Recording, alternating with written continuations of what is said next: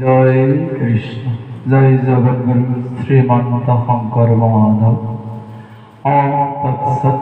পৰম শ্ৰদ্ধা এই মহান পবিত্ৰ স্থানত মহাভাগৱত শ্ৰৱণ কৰিবৰ বাবে একত্ৰিত হোৱা প্ৰতিজন ভকত সাধু গুৰু বৈষ্ণৱ গংগা সদৃশ আই মাতৃসত বালক বালিকা কিশোৰ কিশোৰী সমন্বিত যুৱক যুৱতী তথা এই শব্দযন্ত্ৰৰ জৰিয়তে মহাভাগৱত শ্ৰৱণ কৰা সবাৰে শ্ৰী চৰণাধূলি শিৰত লৈ আমি মহান কাৰ্যৰ বাবে আগবাঢ়িছোঁ।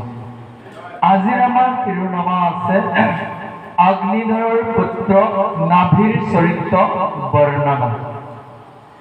এই নাভি ৰজাই কিদৰে তেওঁ ৰাজ্য শাসন কৰিছিল, ভগৱানক আৰাধনা কৰাৰ মাধ্যমেৰে জীৱনত কি কি কাৰ্য তেওঁ সম্পাদন কৰিছিল, সকলোবোৰ চৰিত্ৰৰ কথা আমি ইয়াতে পাম। যোৱা খণ্ডৰ অকণমান আলোচনা কৰিবলৈ চেষ্টা কৰা হৈছে।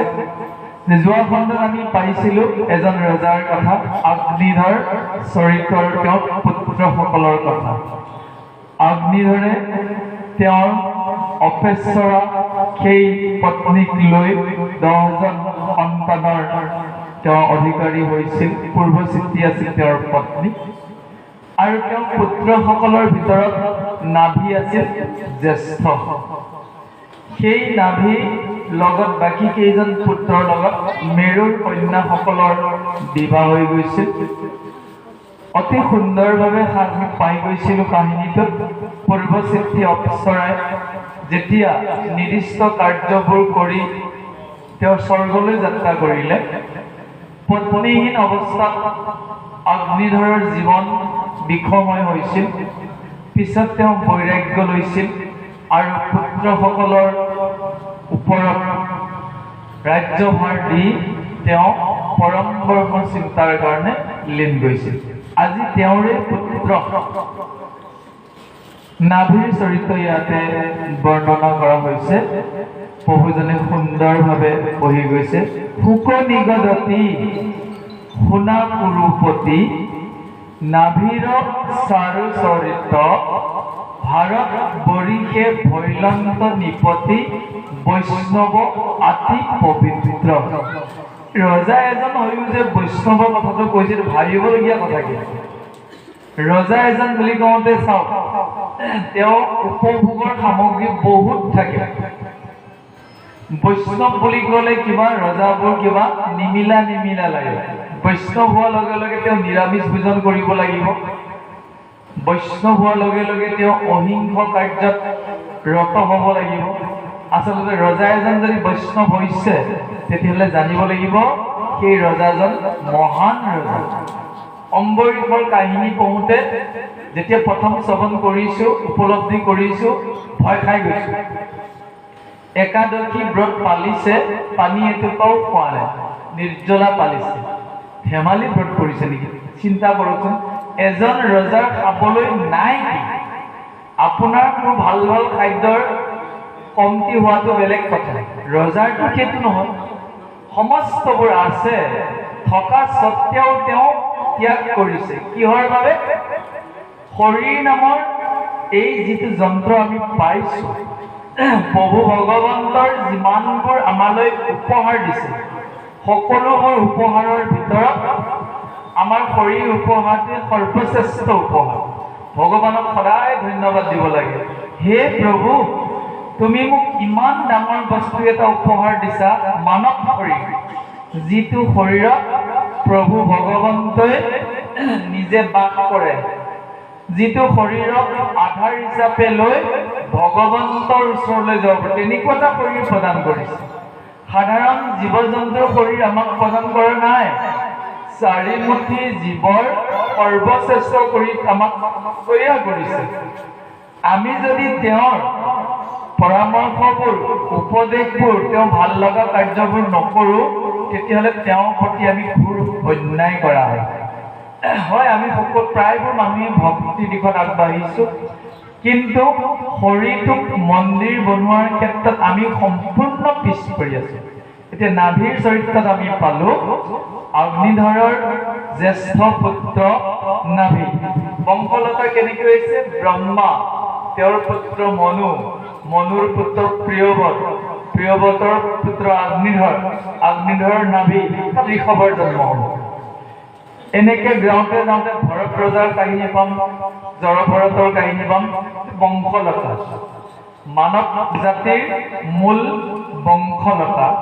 তাৰমানে আমাৰ পূৰ্বপুৰুষে ৰাজ সিংহাসনত বহিও বৈষ্ণৱ আছিল, মানে সম্পূৰ্ণ নিৰামিষভোজী আছিল। জয় কৃষ্ণ। বৈষ্ণৱ বুলি কওঁতে তেওঁ কি গ্ৰহণ কৰিছে? প্ৰসাদ, ভগৱানক অৰ্পণ কৰিব পৰা খাদ্যহে তেওঁ গ্ৰহণ কৰিছে। তাৰমানে ভগৱানক অৰ্পণ কৰিবলৈ হ'লে তেওঁ আমিষলৈ কেতিয়াও যোৱা নাছিল। কৈছে ভাৰতবৰ্ষৰ ভিতৰত সৰ্বশ্ৰেষ্ঠ বৈষ্ণৱ ৰজা আছিল। তেওঁৰ পত্নীৰ নাম আছিল মেৰু দেৱী।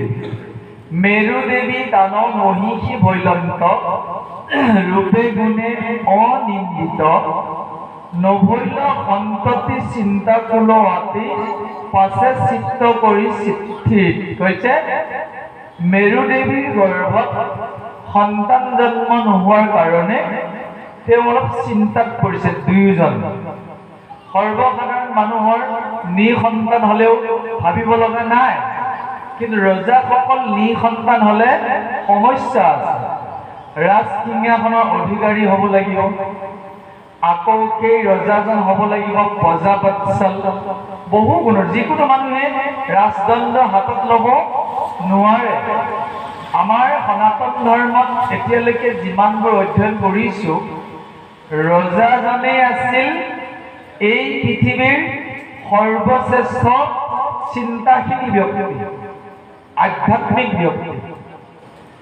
এই কথাটো কৃষ্ণই অৰ্জুনক চতুৰ্থ অধ্যায়ত কৈছিল যে হে অৰ্জুন, আজি তোমাক যি আত্মা পৰমাত্মাৰ কথা মই ক'বলৈ গৈছো, এই কথা মই বিভৎসতক কৈছো, বিভৎসতে মনুক কৈছে, মনুৱে ইক্ষাকক কৈছে, ইক্ষাকৈ ৰজাসকলক কৈছে।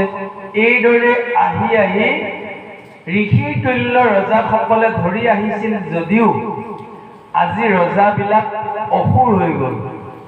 হ'ব লাগিছিল বৈষ্ণৱ, কিন্তু ৰজাসকল অসুৰ হৈ গ'ল।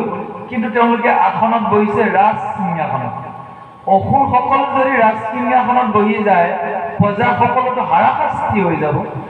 সেইকাৰণে ৰজাসকলক একত্ৰিত কৰি কুৰুক্ষেত্ৰত মই মাৰি পেলাম আৰু নতুনকে ধৰ্ম স্থাপনা কৰিম। দেখিছেনে? সেইকাৰণে মহাভাৰতৰ যুদ্ধ হ'ব লগা হৈছিল। এতিয়া এই মহান বৈষ্ণৱ ৰজাজনৰ নাভিজন আছিল অপুত্ৰ। তেতিয়া দিনত এটা ডাঙৰ সুবিধা আছিল, যদি কোনো এজন ব্যক্তিয়ে ভগৱানক লগ পাব বিচাৰে, উপযুক্ত ঋত্বিজ মানে হৈছে পুৰোহিত, নিৰ্দিষ্ট নিয়ম কানুনৰ মাজেৰে যদি যজ্ঞ আৰম্ভ কৰি দিয়া যায়, বৈকুণ্ঠৰ অধিপতি সেই যজ্ঞত উপস্থিত হৈ যায় আৰু তেওঁৰ অভীষ্ট মনৰ কামনাখিনি পূৰ কৰি দিয়ে। শাস্ত্ৰে কৈ আছে, সেইটো আছিল যুগ ধৰ্ম। বৰ্তমান কলি যুগৰ ধৰ্ম, আপুনি ঈশ্বৰৰ নাম লওক, কৃষ্ণৰ একান্ত ভক্ত হওক, ভাগৱতখন নিজে কীৰ্তনো কৰক, শ্ৰৱণো কৰক, আপুনি নামৰ মাজত কৃষ্ণক লগ পায়। যজ্ঞৰ মাজত, ধ্যানৰ মাজত, পূজাৰ মাজত কৃষ্ণ দৰ্শন কলিযুগত সম্ভৱপৰ নহ'ব। যিদৰে পানী অকণমান যদি মঠি থকা হয়, পানীৰ পৰা কেতিয়াও ঘিৰ সৃষ্টি হ'ব নোৱাৰে, পানীৰ পৰা কেতিয়াও ক্ৰীমৰ সৃষ্টি নহয়। ক্ৰীম সৃষ্টি হ'ব লগা হ'লে, ঘি তৈয়াৰ কৰিব লগা হ'লে, মাখন তৈয়াৰ কৰিব লগা হ'লে গাখীৰ মঠিব লাগিব। বুজিব পাৰিছেনে? গাখীৰ মিন্স তাৰ অৰ্থ, কলিযুগত যদি ভগৱানক আপুনি দৰ্শন কৰিব বিচাৰিছে, ভগৱানৰ কৃপা পাব বিচাৰিছে, হৰি নামৰ লগত, শ্ৰৱণ কীৰ্তনৰ লগত জড়িত হ'ব লাগিব। পূজা পাতল ধ্যান সমাধি যজ্ঞৰ লগত কিন্তু কলি যুগৰ এই ব্যৱস্থাটোৰ মিল নাই। ইয়াতে দিছে যে নিজৰ অভিষ্ট অভিলাষ পূৰণৰ বাবে নাভি ৰজাই দ্বিজগণক মতাই আনিলে, পুৰোহিতসকলক আনিলে, যজ্ঞ আৰম্ভ কৰিলে আৰু বিষ্ণুক আৰাধনা কৰিছে।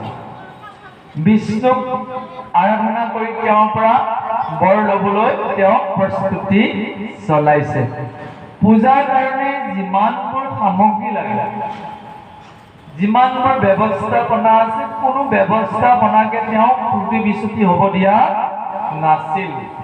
সেইকাৰণে পূজা পাৰ্বণ পাতোতে যদি পুৰোহিতজনে মন্ত্ৰ মতা গণ্ডগোল কৰে, কোনো বস্তুৰ যদি কম হৈ যায়, তেতিয়াহ'লে পাতোতাজনৰ অমংগল হৈ যায়। ভাগৱতৰ ৬ষ্ঠ স্কন্ধত তাৰ প্ৰমাণ বৃত্তাসুৰৰ জন্ম আৰু মৃত্যুৰ কাহিনী। মন্ত্ৰ মাতোতে মন্ত্ৰবোৰ উচ্চাৰণ ভুল হৈছিল।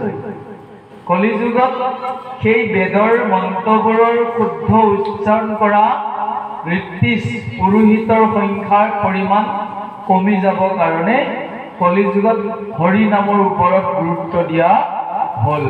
মানুহৰ স্মৃতি শক্তি ইমান প্ৰখৰ নহয়। ঋষিসকলে বেদৰ শ্লোকবোৰ 1,00,000 শ্লোক মুখস্থ কৰিছিল। মুখস্থ মানে শুনোতে আখৰো নাছিল, গুৰুৰ পৰা শুনিছে, শুনোতেই কণ্ঠস্থ হৈ গৈছিল। এতিয়া ভাগৱতখন দেখোন সদায় শুনি থাকিলেও আজি শুনা কথাখিনি সপ্তাহত পাহৰি যাওঁ। কলিযুগৰ এইটো যুগ ধৰ্ম, স্মৃতি শক্তিটোৱে হ্ৰাস হ'ব।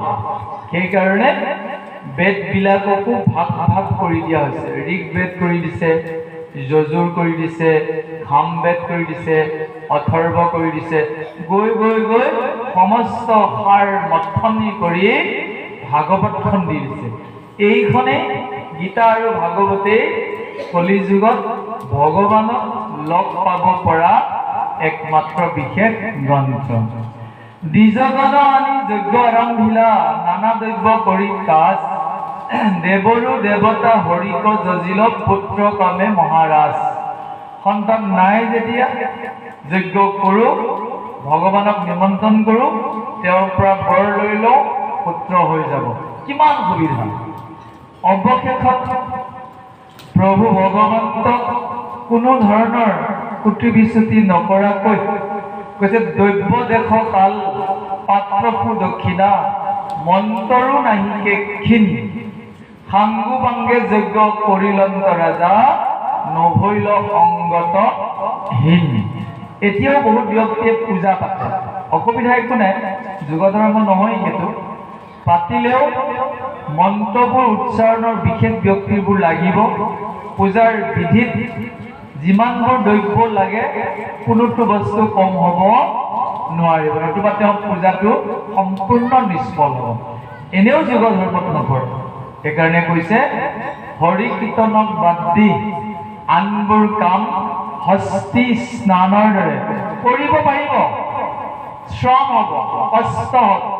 এতিয়া ভেঞ্চাৰ স্কুলত এজন শিক্ষকে পঢ়াব পাৰে, তেওঁৰ শ্ৰমটো কিয় বৃথা হৈছে? সেই স্কুলৰ পৰা তেওঁ পাৰিতোষিক নাপায়। আমি যেতিয়া হৰি নাম লৈছোঁ, ভাগৱত শ্ৰৱণ কৰিছোঁ, ইয়াৰ আমাৰ ফল আছে। কৃষ্ণই ফল আশা কৰিব দিয়া নাই। আপুনি আশা নকৰাকেও এই ভাল কামটোৰ ফল আপোনাৰ পুঞ্জীত জমা হৈ আছে। যেতিয়া আমি মৃত্যুত অকলশৰীয়া হৈ যাম, তেতিয়া এই পুণ্যবোৰ আমাৰ লগত আহি যাব। তেতিয়াহে গম পাম যে মনুষ্য জন্ম লৈ ভাগৱত শ্ৰৱণ কীৰ্তন কৰি কিমান ভাল কৰিছিল।